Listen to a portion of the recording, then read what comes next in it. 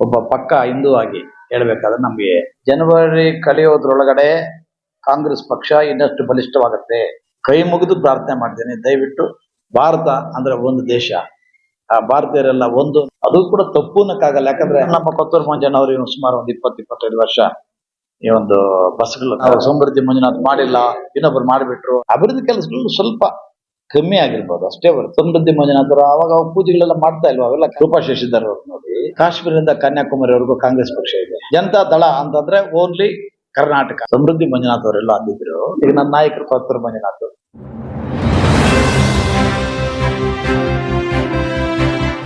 ನಮಸ್ತೆ. 2024 ವರ್ಷವನ್ನು ಮುಗಿಸಿ 2025 ನಾಳೆ ಪಾದಾರ್ಪಣೆ ಮಾಡ್ತಾ ಇದ್ದೀವಿ. ಈ ಒಂದು ಸಂದರ್ಭದಲ್ಲಿ ನೀವು ಶುಭಾಶಯಗಳು ಹೇಳಬೇಕು ಅಂತಂದಾಗ, ನನಗೆ ಒಬ್ಬ ಪಕ್ಕ ಹಿಂದೂ ಆಗಿ ಹೇಳ್ಬೇಕಾದ್ರೆ ನಮಗೆ ಯುಗಾದಿ ಹೊಸ ವರ್ಷ. ಆದ್ರೂ ಕ್ಯಾಲೆಂಡರ್ ಪಕ್ಷಕ್ಕೆ ಬಂದಾಗ ಹೊಸ ವರ್ಷ 2025 ನಾಳೆಯಿಂದ ಪ್ರಾರಂಭ ಆಗುತ್ತೆ. ಈ ಪ್ರಾರಂಭಕ್ಕೆ ನಾನು ದೇವರಲ್ಲಿ ಪ್ರಾರ್ಥನೆ ಮಾಡೋದು ಒಂದೇ, ಜನತೆಗೆ ಒಳ್ಳೇದಾಗ್ಲಿ, ಉತ್ತಮವಾದಂತಹ ಮಳೆ ಬೆಳೆ ಆಗ್ಲಿ. ರೈತರು ಬಹಳ ಸಂಕಷ್ಟ ಪರಿಸ್ಥಿತಿಯಲ್ಲಿದ್ದಾರೆ, ಅವರೆಲ್ಲ ಸಂಕಟದಿಂದ ಪಾರಾಗ್ಲಿ. ಜನತೆ ಒಬ್ಬರಿಗೊಬ್ರು ಅನ್ಯೋನ್ಯವಾಗಿ ಶಾಂತಿಯುತವಾಗಿ ಬದುಕುವಂತ ಒಂದು ಸಹಬಾಳ್ವೆ ಆಗ್ಲಿ.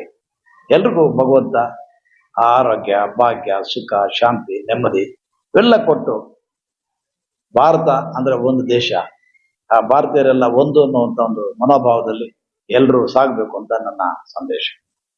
ಮತ್ತೆ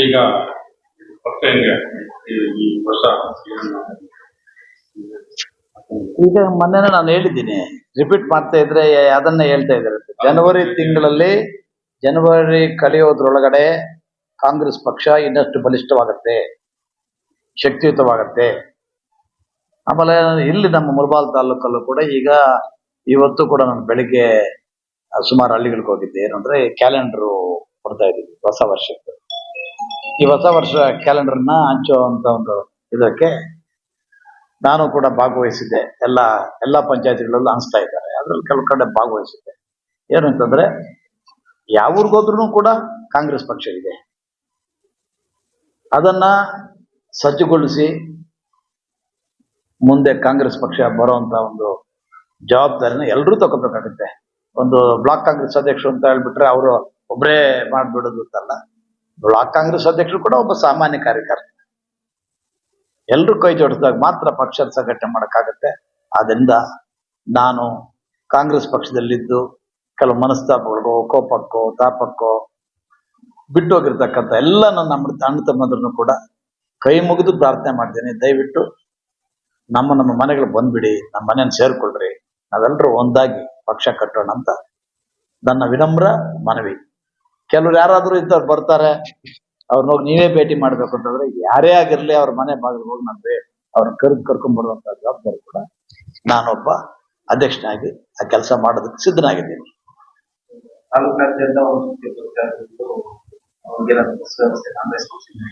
ಇಲ್ಲ, ಈಗ ಏನು ಮಾಡಿಲ್ಲ. ಈ ಸಲ ಏನಾಗಿದೆ ಅಂದ್ರೆ ನಮ್ಮದೇ ಕಾನ್ಸೆಪ್ಟ್ ಬೇರೆ ಇದಾವೆ.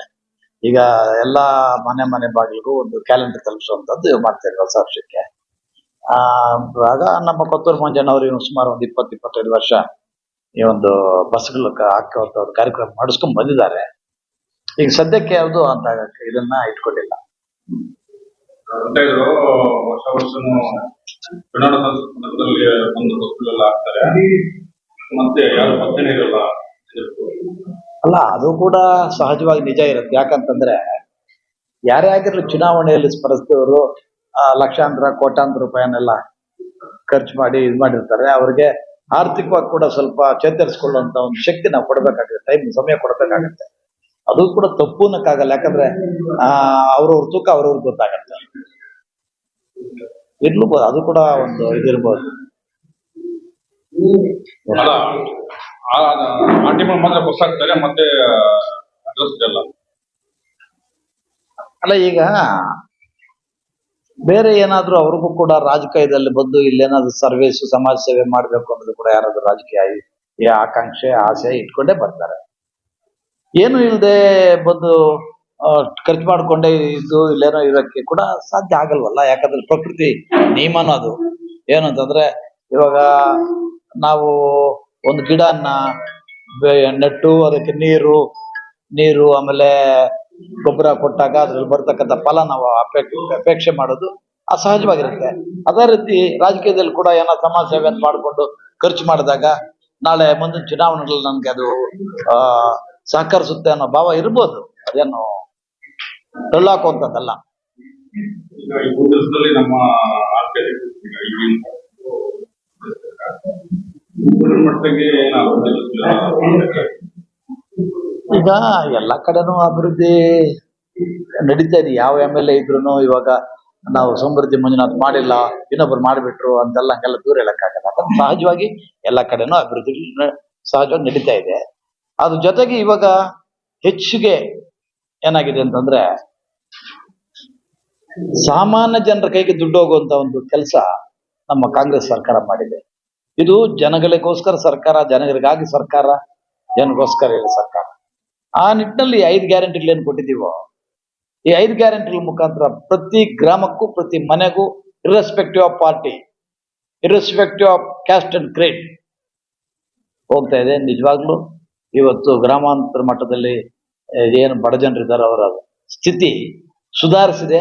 ಆ ಸುಧಾರಿಸಿದಕ್ಕೆ ಕಾರಣರಾದಂಥ ನಮ್ಮ ಸನ್ಮಾನ್ಯ ಮುಖ್ಯಮಂತ್ರಿಗಳನ್ನ ಮತ್ತು ಉಪಮುಖ್ಯಮಂತ್ರಿಗಳನ್ನ ಮತ್ತು ಸರ್ಕಾರನ ಒಬ್ಬ ಕಾಂಗ್ರೆಸ್ನ ಕಾರ್ಯಕರ್ತಾಗ ಅವ್ರಿಗೆ ನಿಜವಾಗ್ಲೂ ಅಭಿನಂದನೆ ಸಲ್ಲಿಸಬೇಕಾಗುತ್ತೆ.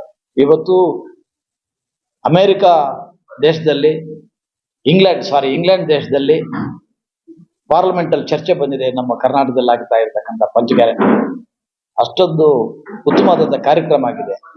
ಕೆಲವ್ರು ಕಾಮೆಂಟ್ ಮಾಡೋರು, ಕೆಲವ್ರಿಗೆ ಏನಾಗಿದೆ ಅಂದ್ರೆ ಅವ್ರ ಕಣ್ಣು ಹಸಿರಿದ್ರೆ ಪ್ರಪಂಚ ಎಲ್ಲ ಹಸಿರು ಕಾಣ್ದಂಗೆ ಕಾಣುತ್ತೆ. ಆ ತಪ್ಪುಗಳು ಹುಡುಕೋದ್ರಲ್ಲಿ ಸಹಜ.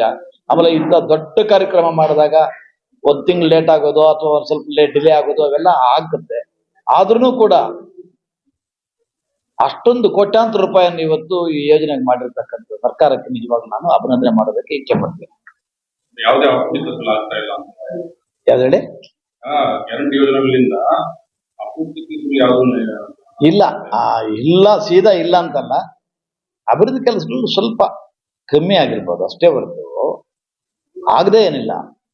ಈಗ ನಮ್ಮ ಶಾಸಕರು ಇಲ್ಲಿ ಸ್ಥಳೀಯ ಶಾಸಕರು ಸಮೃದ್ಧಿ ಮಂಜುನಾಥರು ಅವಾಗ ಪೂಜೆಗಳೆಲ್ಲ ಮಾಡ್ತಾ ಇಲ್ವಾ? ಅವೆಲ್ಲ ಕಾರ್ಯಕ್ರಮಗಳಲ್ವಾ? ಯಾರಿಲ್ಲ ಅಂತ ಹೇಳಿದ್ದು?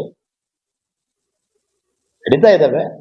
ದೊಡ್ಡ ಮಟ್ಟದಲ್ಲಿ ಇಲ್ಲದೆ ಇದ್ರು ಸ್ವಲ್ಪ ಕಮ್ಮಿ ಆಗಿರ್ಬೋದು ಅಷ್ಟೇ ಹೊರತು ಎಲ್ಲಾ ಕಡೆನೂ ಈಗ ನಮ್ಮ ಕೊತ್ತೂರು ಮಂಜುನಾಥ್ ಅವರು ಕೋಲಾರ ನಮ್ಮ ಶಾಸಕರಲ್ಲಿ ಹೋಗಿ ನೋಡಿದ್ರೆ ಬಹಳಷ್ಟು ರಸ್ತೆಗಳೆಲ್ಲ ಸಖತ್ ಅಭಿವೃದ್ಧಿ ಆಗ್ತಾ ಇದ್ದಾವೆ ಕೋಲಾರದಿಂದ. ಎಲ್ಲ ಕಡೆ ನಡೀತಾ ಇದೆ. ಇವಾಗ ನಮ್ಮ ಪಕ್ಕದ KGF ಕ್ಷೇತ್ರಕ್ಕೆ ಹೋಗಿ ರೂಪಾ ಶಶಿಧರ್ ಅವ್ರು ನೋಡಿ, ಅಲ್ಲಿ RMCR ಮಾರ್ಕೆಟ್ ಅಂತೆ ಇವು KGF ಅಲ್ಲಿ ಇವು ಬಹಳಷ್ಟು ಕಾರ್ಯಕ್ರಮಗಳು ನಡೀತಾ ಇದೆ. ನಡೀದೇ ಏನಿಲ್ಲ. ಜನ ಸಹಜವಾಗಿ ಟೀಕೆ ಟಿಪ್ಪಣಿಗಳು ಮಾಡೋದು ಇರುತ್ತೆ, ರಾಜಕಾರಣದಲ್ಲಿ ಬಿದ್ದಿದ್ದೆ. ಮುಂದಿನ ಈಗ ತಾಲೂಕು ಪಂಚಾಯತಿ ಜಿಲ್ಲಾ ಪಂಚಾಯತ್ ಚುನಾವಣೆ ಬರ್ತಾ ಇದೆ. ಈಗ ಕಾಶ್ಮೀರದಿಂದ ಕನ್ಯಾಕುಮಾರಿವರೆಗೂ ಕಾಂಗ್ರೆಸ್ ಪಕ್ಷ ಇದೆ. ಬೇರೆ ಪಕ್ಷಗಳು ಕೆಲವು ಕಡೆ ಸ್ಥಿಮಿತ ಆಗೋಗಿದೆ. ಜನತಾ ದಳ ಅಂತಂದ್ರೆ ಓನ್ಲಿ ಕರ್ನಾಟಕ. ತಮಿಳುನಾಡಿಗೆ ಹೋದ್ರೆ ಇಲ್ಲ, ಕೇರಳಕ್ಕೆ ಹೋದ್ರೆ ಇಲ್ಲ, ಆಂಧ್ರಕ್ಕೆ ಹೋದ್ರೆ ಇಲ್ಲ. ಕಾಂಗ್ರೆಸ್ ಅಲ್ಲೂ ಇದೆ, ಇಲ್ಲೂ ಇದೆ, ಇಲ್ಲೂ ಇದೆ, ಇಲ್ಲೂ ಇರುತ್ತೆ. ಸಿದ್ಧತೆ ಏನ್ ನಮ್ಗ ಹೊಸ ಸಿದ್ಧತೆ ಅಂತ ಏನ್ ಮಾಡ್ಕೊಳ್ಳೋಂಥದ್ದೇನಿಲ್ಲ. ಸಹಜವಾಗಿ ಕಾಂಗ್ರೆಸ್ ಪಕ್ಷದಲ್ಲಿ ಆಕಾಂಕ್ಷಿಗಳು, ಮತದಾರರು ಎಲ್ಲ ಇದ್ದಾರೆ.